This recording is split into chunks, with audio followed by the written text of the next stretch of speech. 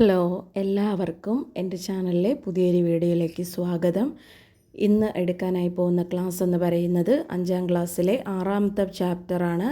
ജനങ്ങളാൽ എന്നാണ് ചാപ്റ്ററിൻ്റെ പേര്. ഇവിടെ ഫസ്റ്റ് ഒരു ചൂടേറിയ വികസന ചർച്ച എന്ന് പറഞ്ഞിട്ട് ഒരു ബോക്സ് കൊടുത്തിട്ടുണ്ട്. അതിൽ വേറെ പോയിൻറ്റ്സ് ഒന്നുമില്ല, ജസ്റ്റ് വായിച്ച് വിട്ടാൽ മതി. സെക്കൻഡ് വന്നിട്ട് നമ്മൾ നോക്കുമ്പോഴത്തേക്കും കുറച്ച് പത്ര കട്ടിങ്സാണ് കൊടുത്തിട്ടുള്ളത്. അതിൻ്റെ താഴെ നോക്കിക്കോ, ആ പോയിൻ്റ് ഞാൻ വരച്ചിട്ടേക്കുന്നത് ശ്രദ്ധിക്കണം. ഒരു പ്രദേശത്തെ ഗ്രാമസഭയിൽ അല്ലെങ്കിൽ വാർഡ് സഭയിൽ ഉയർന്നു വന്ന പ്രധാന ചർച്ചകളും തീരുമാനങ്ങളുമാണ് മുകളിൽ കൊടുത്തിരിക്കുന്നത്. അപ്പോൾ ഒരു ഗ്രാമസഭ കൂടിയപ്പോൾ അവിടെ എടുത്ത കുറച്ച് തീരുമാനങ്ങളും ചർച്ചകളുമാണ് മേളിൽ കൊടുത്തിരിക്കുന്നത്. ഇവിടെ തദ്ദേശ സ്വയംഭരണ സ്ഥാപനങ്ങൾ വഴി ജനങ്ങൾക്ക് ഭരണകാര്യങ്ങളിൽ നേരിട്ട് പങ്കാളിത്തം ലഭിക്കുന്നു. അപ്പോൾ ഇവിടെ തദ്ദേശ സ്വയംഭരണ സ്ഥാപനങ്ങൾ വഴി ജനങ്ങൾക്ക് ഭരണകാര്യങ്ങളിൽ നേരിട്ട് പങ്കാളിത്തം ലഭിക്കുന്നു എന്ന് പറഞ്ഞാൽ അവരുടെ അഭിപ്രായങ്ങൾ പറയാനും ഒക്കെ അവർക്ക് സാധിക്കുന്നു. ഇപ്രകാരം ജനങ്ങൾ നേരിട്ടോ അവർ തിരഞ്ഞെടുക്കപ്പെടുന്ന പ്രതിനിധികളോ ഭരണപരമായ കാര്യങ്ങളിൽ തീരുമാനമെടുക്കുന്ന സംവിധാനമാണ് ജനാധിപത്യം. അപ്പോൾ ഒന്നെങ്കിൽ ജനങ്ങൾക്ക് തീരുമാനമെടുക്കാം, അല്ലെങ്കിൽ അവർ തിരഞ്ഞെടുക്കപ്പെടുന്ന ഭരണാധികാരികളുണ്ടാവും. അങ്ങനെയുള്ള ആ ഒരു പ്രതിനിധികൾ വഴിയോ ഒക്കെ തീരുമാനമെടുക്കുന്നതാണ് ജനാധിപത്യം എന്ന് പറയുന്നത്. അവിടെ നോക്കിക്കോ, തദ്ദേശ സ്വയംഭരണ സ്ഥാപനങ്ങൾ ഗ്രാമപ്രദേശങ്ങളിലെ ത്രിതല പഞ്ചായത്ത് സംവിധാനങ്ങളായ ഗ്രാമപഞ്ചായത്ത്, ബ്ലോക്ക് പഞ്ചായത്ത്, ജില്ലാ പഞ്ചായത്ത് തുടങ്ങിയവയും നഗരപ്രദേശങ്ങളിലെ സ്ഥാപനങ്ങളായ മുനിസിപ്പാലിറ്റികൾ, കോർപ്പറേഷനുകൾ എന്നിവയും ഉൾക്കൊള്ളുന്നതാണ് തദ്ദേശ സ്വയംഭരണ സ്ഥാപനം. അപ്പോൾ ഏതൊക്കെയാണ്? ഗ്രാമപ്രദേശത്താണെങ്കിൽ ത്രിതല പഞ്ചായത്ത് സംവിധാനമാണ്. ത്രിതല പഞ്ചായത്ത് സംവിധാനം എന്ന് പറയുമ്പോൾ അതിൽ ഗ്രാമപഞ്ചായത്ത് വരും, ബ്ലോക്ക് പഞ്ചായത്ത് വരും, ജില്ലാ പഞ്ചായത്ത് വരും. അത് നഗരപ്രദേശങ്ങളിലാണെങ്കിൽ ഏതൊക്കെയാണ്? മുനിസിപ്പാലിറ്റികളും കോർപ്പറേഷനുകളുമാണ് ഈ തദ്ദേശ സ്വയംഭരണ സ്ഥാപനങ്ങളിൽ ഉൾപ്പെടുന്നത്. ജനങ്ങൾക്ക് വേണ്ടി ജനങ്ങളാൽ നടത്തപ്പെടുന്ന ജനങ്ങളുടെ ഭരണമാണ് ജനാധിപത്യം എന്ന് ആരാണ് പറഞ്ഞത്? എബ്രഹാം ലിങ്കൺ പറഞ്ഞതാണ്. ജനങ്ങൾക്ക് വേണ്ടി ജനങ്ങളാൽ നടത്തപ്പെടുന്ന ജനങ്ങളുടെ ഭരണാധികാരമാണ് ജനാധിപത്യം. ഇത് ഒന്നോ വെച്ചേക്കണേ, ഇമ്പോർട്ടൻ്റ് ആയിരിക്കും, ചോദിക്കും എക്സാമിന്. അടുത്ത ഗാന്ധിജി എന്താണ് പറയുന്നത്? ജനാധിപത്യത്തെക്കുറിച്ചുള്ള എൻ്റെ സങ്കല്പം അതിനു കീഴിൽ ഏറ്റവും ദുർബലനും ശക്തനും തുല്യനുമായ അവസരമുണ്ടായിരിക്കണം എന്നാണ്. അപ്പോൾ ജനാധിപത്യത്തെക്കുറിച്ചുള്ള എൻ്റെ സങ്കല്പം എന്ന് പറയുന്നത് എന്താണ്? അതിന് കീഴിൽ ഏറ്റവും ദുർബലനും ശക്തനും തുല്യമായ അവസരം ഉണ്ടായിരിക്കണം. അപ്പോൾ ദുർബലനും ശക്തനും ഒക്കെ ജനാധിപത്യത്തിന് കീഴിൽ ഒരേപോലുള്ള തുല്യമായിട്ടുള്ള അവകാശം ഉണ്ടായിരിക്കണമെന്നാണ് ആര് പറയുന്നത്? ഗാന്ധിജി പറയുന്നത്. അതിൽ ഉയർന്നവനൊരവകാശം, താഴ്ന്നവനൊരവകാശം അങ്ങനെയൊന്നുമില്ല. ദുർബലനായിക്കോട്ടെ ശക്തിയുള്ളവനായിക്കോട്ടെ എല്ലാവർക്കും ജനാധിപത്യം എന്ന് പറയുന്നത് എന്തായിരിക്കണം? ഒരുപോലെ ആയിരിക്കണം. എല്ലാവർക്കും എന്ത് ചെയ്യണം? ജനാധിപത്യം എന്നതിന് തുല്യ അവസരം ലഭിക്കണം. ഇതാണ് ഗാന്ധിജി പറയുന്നത്. എബ്രഹാം ലിങ്കൺ എന്താണ് പറഞ്ഞത്? ജനങ്ങൾക്ക് വേണ്ടി ജനങ്ങളാൽ നടത്തപ്പെടുന്ന ജനങ്ങളുടെ ഭരണമാണ് ജനാധിപത്യം. അവിടെ നോക്കാം, ആ കോളത്തിൽ നോക്കിക്കോ. പുരാതന ഗ്രീസിലെ ഏതൻസിലാണ് ജനാധിപത്യത്തിൻ്റെ ആദ്യ രൂപം ഉദയം ചെയ്തത്. അപ്പോൾ ജനാധിപത്യത്തിൻ്റെ ആദ്യ രൂപം ഉദയം ചെയ്തത് എവിടെയാണ്? പുരാതന ഗ്രീസിലെ ഏതൻസിലാണ്. പൊതുകാര്യങ്ങൾ തീരുമാനമെടുക്കുന്ന പ്രക്രിയയിൽ എല്ലാ വിഭാഗം ജനങ്ങളെയും പങ്കെടുപ്പിച്ചിരുന്നില്ലെങ്കിലും ജനാധിപത്യം എന്ന ആശയം സംഭാവന ചെയ്യുന്നതിൽ ഏതൻസ് പ്രധാന പങ്ക് വഹിച്ചപ്പോൾ പൊതു കാര്യങ്ങൾ തീരുമാനമെടുക്കുമ്പോൾ എല്ലാ വിഭാഗം ജനങ്ങളുടെയും പങ്കാളിത്തമൊന്നും ഉണ്ടായിരുന്നില്ല എങ്കിലും ജനാധിപത്യം എന്ന ആശയം സംഭാവന ചെയ്യുന്നതിൽ ഏതൻസ് എന്ത് ചെയ്തു? പ്രധാന പങ്ക് വഹിച്ചിട്ടുണ്ട്. ഇന്ന് നിലവിലുള്ള ജനാധിപത്യ രീതിയുടെ തുടക്കം യുണൈറ്റഡ് കിങ്ഡത്തിൻ്റെ ഭാഗമായി ഇംഗ്ലണ്ടിൽ നിന്നാണ്. അപ്പോൾ ഇന്ന് നമ്മുടെ ഈ നിലവിലുള്ള ജനാധിപത്യത്തിൻ്റെ തുടക്കം എന്ന് പറയുന്നത് എവിടെ നിന്നാണ്? യുണൈറ്റഡ് കിങ്ഡത്തിൻ്റെ ഭാഗമായ ഇംഗ്ലണ്ടിൽ നിന്നാണ് ഉള്ളത്. അപ്പോൾ തിരഞ്ഞെടുപ്പ്, ജനപ്രതിനിധികളുടെ ഭരണം, പാർലമെൻറ്റ് എന്നീ സംവിധാനങ്ങൾ രൂപം കൊണ്ടത് ഇംഗ്ലണ്ടിൽ നിന്നാണ്. അപ്പം ഇംഗ്ലണ്ടിൽ നിന്ന് എന്തൊക്കെയാണ് രൂപം കൊണ്ടത്? ഇന്ന് നമ്മൾ കാണുന്ന ജനാധിപത്യ രീതിയുടെ തുടക്കം, പിന്നെ തിരഞ്ഞെടുപ്പ്, ജനപ്രതിനിധികളുടെ ഭരണം, പാർലമെൻറ്റ് എന്നീ സംവിധാനം ഇംഗ്ലണ്ടിൽ നിന്നാണ് രൂപം കൊണ്ടത്. അവിടെ നോക്കൂ, പുരാതന ഗ്രീസ് ചിത്രകാരനായ ഹെറോഡോട്ടസ് ആണ് ഡെമോക്രസി, ജനാധിപത്യം എന്ന പദം ആദ്യമായി ഉപയോഗിച്ചപ്പോൾ ജനാധിപത്യം എന്ന പദം ആദ്യമായി ഉപയോഗിച്ചത് ആരാണ്? പുരാതന ഗ്രീസ് ചിത്രകാരനായ ഹെറോഡോട്ടസ് ആണ്. ഡെമോസ് എന്നാൽ എന്താണ് അർത്ഥം? ജനങ്ങൾ. ക്രാറ്റോസ് എന്നാൽ അധികാരം. അപ്പോൾ ഡെമോസ് എന്ന ജനങ്ങളും ക്രാറ്റോസ് എന്നാൽ അധികാരം എന്നീ ഗ്രീക്ക് പദങ്ങൾ ചേർന്നാണ് ഡെമോക്രസി എന്ന് പറഞ്ഞാൽ ജനങ്ങളുടെ അധികാരം അല്ലെങ്കിൽ ഭരണം എന്ന വാക്ക് രൂപം കൊണ്ടത്. അപ്പോൾ ഡെമോസ് എന്നും ക്രാറ്റോസ് എന്നും ഉള്ള രണ്ട് ഗ്രീക്ക് പദങ്ങൾ ചേർന്നാണ് ഡെമോക്രസി എന്ന വാക്കുരൂപം കൊണ്ടത്. ഡെമോക്രസിയുടെ അർത്ഥം എന്താണ്? ജനങ്ങളുടെ അധികാരം അല്ലെങ്കിൽ ഭരണം എന്നാണ്. ഡെമോസ് എന്ന വാക്കിൻ്റെ അർത്ഥം ജനങ്ങൾ, ക്രാറ്റോസ് എന്ന വാക്കിനർത്ഥം അധികാരം. രണ്ടും കൂടി ചേർന്നാണ് ഡെമോക്രസി എന്ന് പറയുന്ന ഒരു വാക്കുണ്ടായത്. ഡെമോക്രസിയുടെ അർത്ഥം എന്താണ്? ജനങ്ങളുടെ അധികാരം അല്ലെങ്കിൽ ഭരണം. ഡെമോക്രസി എന്ന വാക്ക് ആദ്യമായിട്ട് ഉപയോഗിച്ചത് ആരാണ്? ഹെറോഡോട്ടസ് ആണ്.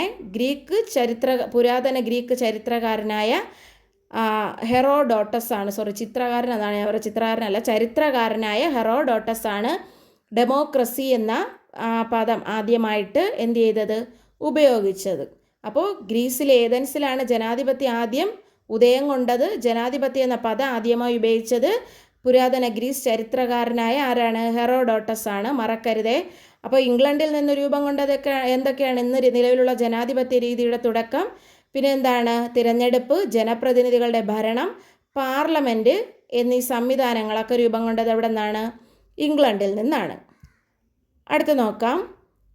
എന്താണ് ഗ്രാമസഭകൾ? ഒരു പ്രദേശത്തിൻ്റെ ഭരണവികസന പ്രക്രിയയിൽ എല്ലാ ജനങ്ങൾക്കും പങ്കാളികളാകാനും തീരുമാനങ്ങൾ എടുക്കാനും അവസരം ലഭിക്കുന്ന വേദികളാണ് ഗ്രാമസഭകൾ.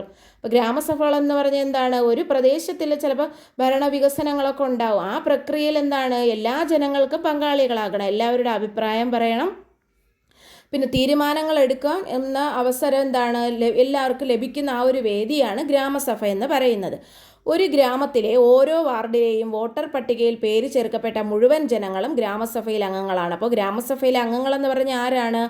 ഒരു വാർഡിലെ വോട്ടർ പട്ടികയിൽ പേര് ചേർക്കപ്പെട്ട മുഴുവൻ അംഗങ്ങളും ആ വാർഡിലെ ഗ്രാമസഭയിലെ അംഗങ്ങളാണ്. നഗരങ്ങളിൽ ഇവ വാർഡ് സഭകളെന്നറിയപ്പെടുന്നു. അപ്പോൾ ഈ ഗ്രാമസഭയെ നഗരങ്ങളിൽ എന്തറിയപ്പെടുന്നു? വാർഡ് സഭകളെന്നാണ് അറിയപ്പെടുന്നത്. താഴെ നോക്കിക്കോ, ഒരു ഗ്രാമസഭ കൂടുന്നതാണ്, ആൾക്കാർ അഭിപ്രായങ്ങൾ പറയുന്നുണ്ട്, നോക്കിക്കോളാം. ഗ്രാമസഭയിൽ ജനങ്ങൾക്ക് നേരിട്ട് ഭരണകാര്യങ്ങളിൽ അഭിപ്രായം രേഖപ്പെടുത്താനും തീരുമാനവും എടുക്കുന്ന പ്രക്രിയയിൽ പങ്കാളികളാകാനും അവസരം ലഭിക്കും. അപ്പോൾ ഗ്രാമസഭയിൽ ആൾക്കാർക്ക് നേരിട്ട് എന്ത് ചെയ്യാം? അവരുടെ അഭിപ്രായം പറയാനും തീരുമാനമെടുക്കുന്ന പ്രക്രിയയിൽ പങ്കാളികളാകാനും ഒക്കെ അവസരം ലഭിക്കുന്നു. അടുത്ത് നോക്കുക, പങ്കാളിത്ത ജനാധിപത്യം അല്ലെങ്കിൽ പ്രത്യക്ഷ ജനാധിപത്യം. ജനങ്ങൾ നേരിട്ട് ഭരണകാര്യങ്ങളിൽ പങ്കാളികളാകുന്ന ഭരണവ്യവസ്ഥയാണ് പങ്കാളിത്ത ജനാധിപത്യം. അപ്പോൾ ജനങ്ങൾ നേരിട്ട് ഭരണകാര്യങ്ങളിൽ പങ്കാളികളാകുന്ന ഭരണവ്യവസ്ഥയാണ് പങ്കാളിത്ത ജനാധിപത്യമെന്ന് പറയുന്നത്. അല്ലെങ്കിൽ എന്ത് പറയും? പ്രത്യക്ഷ ജനാധിപത്യം. താരതമ്യേന ജനസംഖ്യയും ഭൂവിസ്തൃതിയും കുറഞ്ഞ പ്രദേശങ്ങളിലാണ് പ്രത്യക്ഷ ജനാധിപത്യം സാധ്യമാകുന്നത്. അപ്പോൾ താരതമ്യേന എന്താണ്? ജനസംഖ്യ കുറവായിരിക്കണം, പിന്നെ ഭൂവിസ്തൃതി കുറഞ്ഞ പ്രദേശങ്ങളിലാണ് ഈ പ്രത്യക്ഷ ജനാധിപത്യം സാധ്യമാകുന്നത്. അപ്പം എന്താ മനസ്സിലായി? എന്താണ് പ്രത്യക്ഷ ജനാധിപത്യം? എന്താണ്? ജനങ്ങൾ നേരിട്ട് ഭരണകാര്യങ്ങളിൽ പങ്കാളികളാകുന്ന ഭരണവ്യവസ്ഥയാണ് അല്ലെങ്കിൽ എന്താണ് പങ്കാളിത്ത ജനാധിപത്യം അല്ലെങ്കിൽ പ്രത്യക്ഷ ജനാധിപത്യം എന്ന് പറയുന്നത്. പ്രത്യക്ഷ ജനാധിപത്യത്തിൻ്റെ മറ്റൊരു പേരാണ് പങ്കാളിത്ത ജനാധിപത്യം എന്ന് പറയുന്നത്. നോട്ട് ചെയ്ത് പഠിച്ചോണം. അപ്പോൾ നമ്മൾ ഇതിലെന്ത് പറഞ്ഞു? ഗ്രാമസഭകൾ എന്താണെന്ന് പറഞ്ഞു, പങ്കാളിത്ത ജനാധിപത്യം അല്ലെങ്കിൽ പ്രത്യക്ഷ ജനാധിപത്യം എന്താണ് എന്ന് പറഞ്ഞു. അപ്പോൾ ഗ്രാമസഭ അല്ലെങ്കിൽ നഗരങ്ങളിൽ എന്താണ് അറിയപ്പെടുന്നത്? നഗരങ്ങളിൽ ഗ്രാമസഭകളെ വാർഡ് സഭകൾ എന്നാണ് അറിയപ്പെടുന്നത്. തെറ്റിപ്പോരുതേ. ഗ്രാമങ്ങളിലാണ് ഗ്രാമസഭ, നഗരങ്ങളിൽ ഇതിന് എന്തറിയപ്പെടുന്നു? വാർഡ് സഭ എന്നാണ് അറിയപ്പെടുന്നത്. പങ്കാളിത്ത ജനാധിപത്യത്തെ തന്നെയാണ് നമ്മൾ എന്ത് പറയുന്നത്? പ്രത്യക്ഷ ജനാധിപത്യം എന്ന് പറയുന്നത്. അടുത്ത് നോക്കാം, ഒരു നിയമസഭയുടെ ചിത്രമാണ് മുകളിൽ കൊടുത്തിരിക്കുന്നത്. നമുക്ക് കേരള നിയമസഭ എന്ന് പറയുന്നതാണ് നമുക്ക് അത്യാവശ്യമായിട്ടുള്ളത്. കേരള സംസ്ഥാനത്തിൻ്റെ നിയമനിർമ്മാണ സഭയാണ് കേരള നിയമസഭ. കേരള സംസ്ഥാനത്തിൻ്റെ ഒരു നിയമനിർമ്മാണ സഭയാണ് എന്ത് പറയുന്നത്? കേരള നിയമസഭ. തിരുവനന്തപുരമാണ് നിയമസഭയുടെ ആസ്ഥാനം. അപ്പോൾ കേരള നിയമസഭയുടെ ആസ്ഥാനം എവിടെയാണ്? തിരുവനന്തപുരത്താണ്. 1888 സ്ഥാപിച്ച തിരുവിതാംകൂർ ലെജിസ്ലേറ്റീവ് കൗൺസിൽ, 1904 സ്ഥാപിതമായ ശ്രീമൂലം പ്രജാസഭ, 1949 തിരുക്കൊച്ചി നിയമനിർമ്മാണ സഭ എന്നിവ കേരള നിയമസഭയുടെ വഴികാട്ടികളാണ്. അപ്പോൾ കേരള നിയമസഭയുടെ വഴികാട്ടികളായിട്ട് കരുതപ്പെടുന്ന ഏതിനെയാണ്? 1888 സ്ഥാപിച്ച തിരുവിതാംകൂർ ലെജിസ്ലേറ്റീവ് കൗൺസിൽ, 1904 സ്ഥാപിതമായ ശ്രീമൂലം പ്രജാസഭ, 1949 തിരുക്കൊച്ചി നിയമനിർമ്മാണ സഭ എന്നിവയാണ് കേരള നിയമസഭയുടെ വഴികാട്ടിയായിട്ട് കണക്കാക്കുന്നത്. കേരള നിയമസഭയുടെ ആദ്യ സമ്മേളനം 1957 ഏപ്രിൽ 27 അപ്പോൾ ആദ്യ സമ്മേളനം എന്നായിരുന്നു? 1957 ഏപ്രിൽ 27. എല്ലാ വർഷവും ഏപ്രിൽ 27 നിയമസഭാ ദിനമായി ആചരിക്കുന്നു. അപ്പോൾ 1957 ഏപ്രിൽ 27 ആദ്യ സമ്മേളനം നടന്നതുകൊണ്ട് തന്നെ എല്ലാ വർഷവും ഏപ്രിൽ 27 നിയമസഭാ ദിനമായിട്ടാണ് ആചരിക്കുന്നത്. ഈ വർഷങ്ങളും ആ വർഷത്തിൻ്റെ അടുത്തുള്ള ആ സംഭവങ്ങൾ ശ്രദ്ധിക്കണം. വർഷം എന്താണ്, ഓരോ കാലഗണന ക്രമേണ എഴുതാനായിട്ടുള്ള ഒരു ക്വസ്റ്റ്യൻ ഇപ്പോൾ മിക്ക ക്വസ്റ്റ്യൻ പേപ്പറിലും ഉണ്ട്. അപ്പോൾ അത് ഒന്ന് ഇമ്പോർട്ടൻ്റ് ആയിട്ടൊന്ന് നോക്കി വെച്ചേക്കണം. അപ്പോൾ കേരളത്തിലെ നിയമനിർമ്മാണ സഭയാണ് എന്ത് പറയുന്നത്, കേരളത്തിലെ നിയമസഭ എന്ന് പറയുന്ന ആസ്ഥാനം തിരുവനന്തപുരം, സ്ഥാപിതമായത് 1957 ഏപ്രിൽ 27 അതുകൊണ്ട് തന്നെ എല്ലാ വർഷവും ഏപ്രിൽ 27 നിയമസഭാ ദിനമായി ആചരിക്കുന്നു. തിരുവിതാംകൂർ ലെജിസ്ലേറ്റീവ് കൗൺസിൽ എന്നാണ് വന്ന 1788, ശ്രീമൂലം പ്രജാസഭ 1904, തിരുക്കൊച്ചി നിയമനിർമ്മാണ സഭ 1949. ഓക്കെ, അത് കറക്റ്റായിട്ട് നോട്ട് ചെയ്ത് പഠിച്ചോളണേ, ഇമ്പോർട്ടൻ്റ് ആണേ. അടുത്ത് നോക്കാം, പരോക്ഷ ജനാധിപത്യവും പ്രാതിനിധ്യ ജനാധിപത്യം. അപ്പോൾ നമ്മൾ നേരത്തെ പ്രത്യക്ഷ ജനാധിപത്യം അല്ലെങ്കിൽ പങ്കാളിത്ത ജനാധിപത്യം പറഞ്ഞു. ഇതിപ്പോൾ പരോക്ഷ ജനാധിപത്യം അല്ലെങ്കിൽ പ്രാതിനിധ്യ ജനാധിപത്യം. എന്താണ് പരോക്ഷ ജനാധിപത്യം അല്ലെങ്കിൽ പ്രാതിനിധ്യ ജനാധിപത്യം എന്ന് നോക്കാം. ജനങ്ങൾ തിരഞ്ഞെടുക്കുന്ന പ്രതിനിധികൾ ജനങ്ങൾക്ക് വേണ്ടി ഭരണം നടത്തുന്ന ജനാധിപത്യ രീതിയാണ് പരോക്ഷ ജനാധിപത്യം അല്ലെങ്കിൽ പ്രാതിനിധ്യ ജനാധിപത്യം. അപ്പം ജനങ്ങൾ ഒരു പ്രതിനിധിയെ തിരഞ്ഞെടുക്കും. ആ പ്രതിനിധികൾ എന്ത് ചെയ്യും, ജനങ്ങൾക്ക് വേണ്ടി ഭരണം നടത്തുന്ന രീതിയാണ് പരോക്ഷ ജനാധിപത്യം അല്ലെങ്കിൽ പ്രാതിനിധ്യ ജനാധിപത്യം. ഇന്ത്യയെപ്പോലെ ജനസംഖ്യയും ഭൂവിസ്തൃതിയും കൂടിയ രാജ്യങ്ങളിൽ പ്രാതിനിധ്യ ജനാധിപത്യമാണ് നിലവിലുള്ളത്. അപ്പോൾ ഇന്ത്യയെപ്പോലെ ജനസംഖ്യയും ഭൂവിസ്തൃതിയൊക്കെ കൂടിയ രാജ്യങ്ങളിൽ എന്ത് ജനാധിപത്യമുണ്ട്, പരോക്ഷ ജനാധിപത്യം അല്ലെങ്കിൽ പ്രാതിനിധ്യ ജനാധിപത്യമാണ് ഉപയോഗിക്കുന്നത്. നോക്കുക, പ്രത്യക്ഷ ജനാധിപത്യത്തിൽ എന്താണ്, ജനസംഖ്യ കുറഞ്ഞ പ്രദേശങ്ങളിലാണ് ഇത് സാധ്യതയുള്ളത്. പിന്നെ ഭൂവിസ്തൃതി കുറവായിരിക്കണം. ജനങ്ങൾക്ക് എന്ത് ചെയ്യും, നേരിട്ട് തീരുമാനങ്ങളൊക്കെ പറയാൻ പറ്റും. പക്ഷേ പരോക്ഷ ജനാധിപത്യം എന്താണ്, ജനസംഖ്യ കൂടിയ രാജ്യങ്ങളിലുണ്ട് നിലനിൽക്കുന്നത്, ഭൂവിസ്തൃതി കൂടിയ സ്ഥലങ്ങളിലാണ് രാജ്യങ്ങളിലാണ് നിലനിൽക്കുന്നത്. ജനങ്ങൾക്ക് നേരിട്ട് അഭിപ്രായം പറയാൻ കഴിയില്ല. ജനങ്ങൾ തിരഞ്ഞെടുക്കുന്ന പ്രതിനിധികളാണ് ജനങ്ങൾക്ക് വേണ്ടി എന്ത് ചെയ്യുന്നത്, അഭിപ്രായം പറയുകയും പിന്നെ ഭരണം നടത്തുകയും ചെയ്യുന്നത്. നോക്കിക്കോ, ലോകത്തെ ഏറ്റവും വലിയ ജനാധിപത്യ രാജ്യം ഏതാണ്, ഇന്ത്യയാണ് ലോകത്തിലെ ഏറ്റവും വലിയ ജനാധിപത്യ രാജ്യം. അടുത്തത് കൊടുത്തിരിക്കുന്ന അഫ്ഗാനിസ്ഥാനിൽ ജനാധിപത്യ ഭരണം അവസാനിച്ചു. അഫ്ഗാനിസ്ഥാനിൽ എന്ത് ഭരണം അവസാനിച്ചു, ജനാധിപത്യ ഭരണം അവസാനിച്ചു. സൗദി അറേബ്യയിൽ പുതിയ രാജാവ് അധികാരമേറ്റു. സൗദി അറേബ്യയിൽ എന്താണ്, രാജാധികാരമാണ് അല്ലേ. സ്വിറ്റ്സർലാൻഡിൽ ഇപ്പോഴും പങ്കാളിത്ത ജനാധിപത്യമാണുള്ളത്. സ്വിറ്റ്സർലാൻഡിൽ ഇപ്പോഴും പങ്കാളിത്ത ജനാധിപത്യം അല്ലെങ്കിൽ എന്ത് ജനാധിപത്യമാണുള്ളത്, പങ്കാളിത്ത ജനാധിപത്യമാണ് ഉള്ളത്. അല്ലെങ്കിൽ പ്രത്യക്ഷ ജനാധിപത്യമാണ് എവിടെ ഉള്ളത്, ഇപ്പോഴും സ്വിറ്റ്സർലാൻഡിൽ ഉള്ളത്. അടുത്ത് നോക്കാം, ജനാധിപത്യവും സവിശേഷതകളും. ജനാധിപത്യത്തിൻ്റെ സവിശേഷതകൾ എന്താണ്, ജനാധിപത്യ സംവിധാനത്തിൽ ജനങ്ങൾക്കാണ് പരമമായ അധികാരം. അപ്പോൾ ജനാധിപത്യ ഭരണത്തിൽ സംവിധാനത്തിൽ ജനങ്ങൾക്കാണ് പരമമായ അധികാരം. പിന്നെ എന്താണ്, സ്വതന്ത്രവും നീതിപൂർവവുമായ തിരഞ്ഞെടുപ്പാണ് ജനാധിപത്യ സംവിധാനത്തിലുള്ള സ്വാതന്ത്ര്യവും നീതിപൂർവവുമായ തെരഞ്ഞെടുപ്പ്.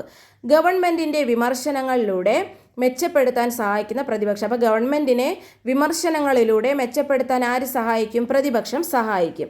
നിയമത്തിന് മുന്നിൽ എല്ലാവർക്കും തുല്യത ഉറപ്പുവരുത്തുന്ന നിയമവാഴ്ച. അപ്പോൾ നിയമത്തിന് മുന്നിൽ എല്ലാവർക്കും തുല്യത ഉറപ്പുവരുത്തുന്ന നിയമവാഴ്ച. ജനങ്ങളെയും ഭരണകൂടത്തെയും തമ്മിൽ ബന്ധിപ്പിക്കാൻ സഹായിക്കുന്ന സ്വതന്ത്ര വാർത്താ മാധ്യമങ്ങൾ. അപ്പോൾ ജനങ്ങളെയും ഭരണകൂടത്തെയും തമ്മിൽ ബന്ധിപ്പിക്കാൻ സഹായിക്കുന്ന എന്തുണ്ട്, സ്വതന്ത്ര വാർത്താ മാധ്യമങ്ങളുണ്ട്. സ്വാതന്ത്ര്യവും നിഷ്പക്ഷവുമായ നീതിന്യായ വ്യവസ്ഥ. അപ്പോൾ സ്വാതന്ത്ര്യവും നിഷ്പക്ഷവുമായ നീതിന്യായ വ്യവസ്ഥ, ഇതാണ് ജനാധിപത്യത്തിൻ്റെ സവിശേഷതകൾ. എന്തൊക്കെയാണ്, ജനാധിപത്യ സംവിധാനത്തിൽ ജനങ്ങൾക്കാണ് പരമമായ അധികാരം, സ്വാതന്ത്ര്യവും നീതിപൂർവവുമായ തെരഞ്ഞെടുപ്പ്, ഗവൺമെൻറ്റിനെ വിമർശനത്തിലൂടെ മെച്ചപ്പെടുത്താൻ സഹായിക്കുന്ന പ്രതിപക്ഷം, നിയമത്തിന് മുന്നിൽ എല്ലാവർക്കും തുല്യത ഉറപ്പുവരുത്തുന്ന നിയമവാഴ്ച, ജനങ്ങളെയും ഭരണകൂടത്തെയും തമ്മിൽ ബന്ധിപ്പിക്കാൻ സഹായിക്കുന്ന സ്വതന്ത്ര വാർത്താ മാധ്യമങ്ങൾ, സ്വാതന്ത്ര്യവും നിഷ്പക്ഷവുമായ നീതിന്യായ വ്യവസ്ഥ. ഇത് സ്റ്റേറ്റ്മെൻറ്റ് ടൈപ്പിൽ ക്വസ്റ്റ്യൻ ചോദിക്കുമ്പോൾ ഇത് ശ്രദ്ധിച്ച് പഠിച്ചേക്കണം. സ്റ്റേറ്റ്മെൻറ്റ് ടൈപ്പ് ആയിരിക്കും ചിലപ്പോൾ ചോദിക്കുന്ന. കറക്റ്റായിട്ട് അപ്പോൾ പോയിൻറ്റ്സ് അറിയാമെങ്കിൽ മാത്രമേ നമുക്ക് ഏതാണ് ചിലപ്പോൾ ശരിയായ സ്റ്റേറ്റ്മെൻറ്റ് ഏത് അല്ലെങ്കിൽ ഇതിൽ ഉൾപ്പെടാത്ത സ്റ്റേറ്റ്മെൻറ്റ് ഏത് എന്നൊക്കെ ആയിരിക്കും ചോദിക്കുന്നത്. അപ്പോൾ ഇതിൽ ഈ 6 പോയിൻറ്റ്സും കറക്റ്റായിട്ട് അറിയാമെങ്കിൽ മാത്രമേ നമുക്ക് ആ സ്റ്റേറ്റ്മെൻറ്റ് സെലക്ട് ചെയ്ത് എഴുതാനായിട്ട് നമുക്ക് പറ്റത്തുള്ളൂ. അടുത്ത് നോക്കാം, സാർവത്രിക പ്രായപൂർത്തി വോട്ടവകാശം. യാതൊരു വിവേചനങ്ങളുമില്ലാതെ നിശ്ചിത പ്രായം പൂർത്തിയായ എല്ലാവർക്കും തിരഞ്ഞെടുപ്പിൽ വോട്ട് ചെയ്യാനുള്ള അവകാശത്തെയാണ് അതിനെയാണ് സാർവത്രിക പ്രായപൂർത്തി വോട്ടവകാശമെന്ന് പറയുന്നത്. അപ്പോൾ യാതൊരു വിവേചനങ്ങളുമില്ലാതെ നിശ്ചിത പ്രായം പൂർത്തിയായ എല്ലാവർക്കും തിരഞ്ഞെടുപ്പിൽ വോട്ട് ചെയ്യാനുള്ള അവകാശത്തെയാണ് സാർവത്രിക പ്രായപൂർത്തി വോട്ടവകാശമെന്ന് പറയുന്നത്. 1989 വരെ ഇന്ത്യയിൽ വോട്ടവകാശത്തിനുള്ള പ്രായം 21 ഇപ്പോൾ അത് 18 വയസ്സാണ്. അപ്പോൾ 1989 വരെ ഇന്ത്യയിൽ വോട്ടവകാശത്തിനുള്ള പ്രായം എത്രയായിരുന്നു? 21 ഇപ്പോഴത് 18 വയസ്സ് ആണ്. അടുത്തത് തിരഞ്ഞെടുപ്പിൻ്റെ വിവിധ ഘട്ടങ്ങൾ ഏതൊക്കെയാണ്? ആദ്യം തിരഞ്ഞെടുപ്പ് ഉദ്യോഗസ്ഥരെ നിയമിക്കൽ. ആദ്യം എന്ത് ചെയ്യുന്നു? തിരഞ്ഞെടുപ്പ് ഉദ്യോഗസ്ഥരെ നിയമിക്കുന്നു. രണ്ടാമത് തിരഞ്ഞെടുപ്പ് വിജ്ഞാപനം. 3 നാമനിർദ്ദേശ പത്രിക സമർപ്പിക്കൽ, പത്രികയുടെ സൂക്ഷ്മ പരിശോധന, നാമനിർദ്ദേശ പത്രിക പിൻവലിക്കൽ, തിരഞ്ഞെടുപ്പ് പ്രചരണം, വോട്ടെടുപ്പ്, വോട്ടെണ്ണലും ഫലപ്രഖ്യാപനം. ഇത്രയാണ് തിരഞ്ഞെടുപ്പിൻ്റെ വിവിധ ഘട്ടങ്ങൾ. തിരഞ്ഞെടുപ്പ് ഉദ്യോഗസ്ഥരെ നിയമിക്കൽ, തിരഞ്ഞെടുപ്പ് വിജ്ഞാപനം, നാമനിർദ്ദേശ പത്രിക സമർപ്പിക്കൽ, പത്രിക സൂക്ഷ്മ പരിശോധന, നാമനിർദ്ദേശ പത്രിക പിൻവലിക്കൽ, തിരഞ്ഞെടുപ്പ് പ്രചരണം, വോട്ടെടുപ്പ്, വോട്ടെണ്ണലും ഫലപ്രഖ്യാപനം. അടുത്ത് ജനാധിപത്യ സമ്പ്രദായത്തിൽ ഭരണാധികാരികളെ തിരഞ്ഞെടുക്കുന്ന പ്രക്രിയയാണ് തിരഞ്ഞെടുപ്പ്. അപ്പോൾ ജനാധിപത്യ സമ്പ്രദായത്തിൽ ഭരണാധികാരികളെ തിരഞ്ഞെടുക്കുന്ന പ്രക്രിയയാണ് തിരഞ്ഞെടുപ്പ്. തിരഞ്ഞെടുപ്പിൻ്റെ ധർമ്മങ്ങൾ എന്തൊക്കെയാണ്? ഗവൺമെൻറ്റുകൾ രൂപീകരിക്കുന്നു, എല്ലാവർക്കും പ്രാതിനിധ്യം നൽകുന്നു, ഭരണകർത്താക്കളെ വളർത്തിയെടുക്കുന്നു, ജനാധിപത്യം ശക്തിപ്പെടുത്തുന്നു, വോട്ടർമാരെ ബോധവൽക്കരിക്കുന്നു. ഇത്രയാണ് തിരഞ്ഞെടുപ്പിൻ്റെ ധർമ്മം. എന്താണ്? ഗവൺമെൻറ്റുകൾ രൂപീകരിക്കുന്നു, എല്ലാവർക്കും പ്രാതിനിധ്യം നൽകുന്നു, ഭരണകർത്താക്കളെ വളർത്തിയെടുക്കുന്നു, ജനാധിപത്യം ശക്തിപ്പെടുത്തുന്നു, വോട്ടർമാരെ ബോധവൽക്കരിക്കുന്നു. അടുത്തത് കേന്ദ്ര തിരഞ്ഞെടുപ്പ് കമ്മീഷൻ. രാഷ്ട്രപതി, ഉപരാഷ്ട്രപതി എന്നീ പദവികളിലേക്കും പാർലമെൻറ്റ്, സംസ്ഥാന നിയമസഭകൾ എന്നിവിടങ്ങളിലേക്കും സ്വാതന്ത്ര്യവും നീതിപൂർവവുമായ തിരഞ്ഞെടുപ്പ് നടത്തുകയാണ് തിരഞ്ഞെടുപ്പ് കമ്മീഷൻ്റെ ചുമതല. 3 അംഗങ്ങളുള്ള തിരഞ്ഞെടുപ്പ് കമ്മീഷനിൽ മുഖ്യ തിരഞ്ഞെടുപ്പ് കമ്മീഷണർ ഉൾപ്പെടെ എല്ലാവരെയും നിയമിക്കുന്നത് രാഷ്ട്രപതിയാണ്. അപ്പോൾ രാഷ്ട്രപതി, ഉപരാഷ്ട്രപതി എന്നീ പദവികളിലേക്കും പാർലമെൻറ്റ്, സംസ്ഥാന നിയമസഭകൾ എന്നിവിടങ്ങളിലേക്കും സ്വതന്ത്രവും നീതിപൂർവവുമായ തിരഞ്ഞെടുപ്പ് നടത്തുന്നത് ആരാണ്? തിരഞ്ഞെടുപ്പ് കമ്മീഷനാണ്. 3 അംഗങ്ങളുള്ള തിരഞ്ഞെടുപ്പ് കമ്മീഷനിൽ മുഖ്യ തിരഞ്ഞെടുപ്പ് കമ്മീഷണർ ഉൾപ്പെടെ എല്ലാവരെയും നിയമിക്കുന്നത് രാഷ്ട്രപതിയാണ്. അപ്പോൾ മൊത്തം എത്ര അംഗങ്ങളാണ് തിരഞ്ഞെടുപ്പ് കമ്മീഷനിൽ? 3 പേരാണ്. രാഷ്ട്രപതിയാണ് ഈ അംഗങ്ങളെ എല്ലാവരും എന്ത് ചെയ്യുന്നത്? നിയമിക്കുന്നത്. അടുത്തത് എല്ലാവരുടെ അഭിപ്രായങ്ങൾ പരിഗണിച്ചുകൊണ്ട് തീരുമാനങ്ങൾ എടുക്കുമ്പോഴാണ് ജനാധിപത്യം കുടുംബത്തിലായാലും പ്രായോഗികമാകുന്നത്. അപ്പോൾ എല്ലാവരുടെ അഭിപ്രായങ്ങൾ പരിഗണിച്ചുകൊണ്ട് തീരുമാനം എടുക്കുമ്പോഴാണ് നമുക്ക് കുടുംബത്തിലായാലും എവിടെ ആയിരുന്നാലും ജനാധിപത്യം എന്ന് പറയുന്നത് എന്ത് ചെയ്യുന്നത്? പ്രാവർത്തികമാക്കുന്നത്. താഴോട്ടുള്ളതൊന്ന് ജസ്റ്റ് ഒന്ന് വായിച്ച് നോക്കിയാൽ മതി. വേറെ പ്രത്യേകിച്ച് അതിലൊന്ന് പോയിൻറ്റ്സ് ആയിട്ടൊന്നും ഇല്ല. അടുത്തത് കുട്ടികളുടെ അഭിപ്രായങ്ങളും താൽപ്പര്യങ്ങളും പരിഗണിക്കുന്നതോടൊപ്പം അവർക്ക് അവസര സമത്വവും തുല്യതയും ഉറപ്പുവരുത്തുമ്പോഴാണ് വിദ്യാലയങ്ങളിൽ ജനാധിപത്യം ഉറപ്പാക്കപ്പെടുക. അപ്പോൾ വിദ്യാലയങ്ങളിൽ ജനാധിപത്യം ഉറപ്പാക്കപ്പെടുന്ന എപ്പോഴാണ്? കുട്ടികളുടെ അഭിപ്രായങ്ങളും താൽപ്പര്യങ്ങളും പരിഗണിക്കുന്നതോടൊപ്പം അവർക്ക് അവസര സമത്വവും തുല്യതയും ഉറപ്പുവരുത്തുമ്പോഴാണ് വിദ്യാലയങ്ങളിലായാലും ജനാധിപത്യം ഉറപ്പാക്കുന്നത്. പൊതു ഇടങ്ങൾ വൃത്തിയായി സൂക്ഷിക്കുക, മറ്റുള്ളവരുടെ താൽപ്പര്യങ്ങൾ മാനിക്കുക, പൊതു നിയമങ്ങൾ അനുസരിക്കുക എന്നിവയെല്ലാം ജനാധിപത്യ ജീവിതക്രമത്തിന് അനിവാര്യം. അപ്പോൾ നമ്മളൊരു ജനാധിപത്യ രീതിയിലുള്ള ജീവിതക്രമമാണ് നയിക്കുന്നതെങ്കിൽ നമ്മൾ എന്ത് ചെയ്യണം? പൊതു ഇടങ്ങൾ വൃത്തിയായി സൂക്ഷിക്കണം, മറ്റുള്ളവരുടെ താൽപ്പര്യങ്ങൾക്ക് പ്രാധാന്യം കൊടുക്കണം, പൊതു നിയമങ്ങൾ അനുസരിക്കണം എന്നിവയെല്ലാമാണ് എന്താണ്? ജനാധിപത്യ ജീവിതക്രമത്തിന് അനിവാര്യമായിട്ട് ഉള്ളത്. നോക്കാം. ഭരണാധികാരികളെ തിരഞ്ഞെടുക്കുന്നതിനുമപ്പുറം ജീവിതത്തിലെ എല്ലാ തലങ്ങളിലും ജനാധിപത്യം പുലർത്തണം. ആഹാരം, വസ്ത്രം, തൊഴിൽ എന്നിവ തിരഞ്ഞെടുക്കാനുള്ള സ്വാതന്ത്ര്യവും അഭിപ്രായങ്ങൾ തുറന്നു പറയാൻ കഴിയുന്ന സാഹചര്യവും ജനാധിപത്യ സമൂഹത്തിൻ്റെ സവിശേഷതകളാണ്. അപ്പോൾ എന്തൊക്കെയാണ്? നമുക്ക് ആഹാരം, വസ്ത്രം, തൊഴിൽ ഇവ തിരഞ്ഞെടുക്കാനുള്ള സ്വാതന്ത്ര്യം, അഭിപ്രായം തുറന്നു പറയാൻ കഴിയുന്ന സാഹചര്യമൊക്കെ ജനാധിപത്യ സമൂഹത്തിൻ്റെ സവിശേഷതകളാണ്. കൂടാതെ തുല്യ പദവി, തുല്യ അവസരം, വിഭവങ്ങൾക്ക് മേലുള്ള തുല്യമായ അവകാശം എന്നീ സാഹചര്യങ്ങൾ കൂടി അനുഭവവേദ്യമാക്കുമ്പോഴാണ് ജനാധിപത്യം അർത്ഥപൂർണമാകുന്നത്. അപ്പോൾ ഈ ക്ലാസ് ഇവിടെ കഴിഞ്ഞു. ക്ലാസ് നിങ്ങൾക്ക് ഇഷ്ടപ്പെട്ടു, ഉപയോഗപ്രദമാണെന്ന് തോന്നുകയാണെങ്കിൽ സബ്സ്ക്രൈബ് ചെയ്യുക, മറ്റുള്ളവർക്ക് ഷെയർ ചെയ്യുക, ലൈക്ക് ചെയ്യുക, കമൻറ്റ് ചെയ്യുക. അപ്പോൾ അടുത്തൊരു ക്ലാസ്സുമായിട്ട് വരുന്നത് വരെ താങ്ക് യു.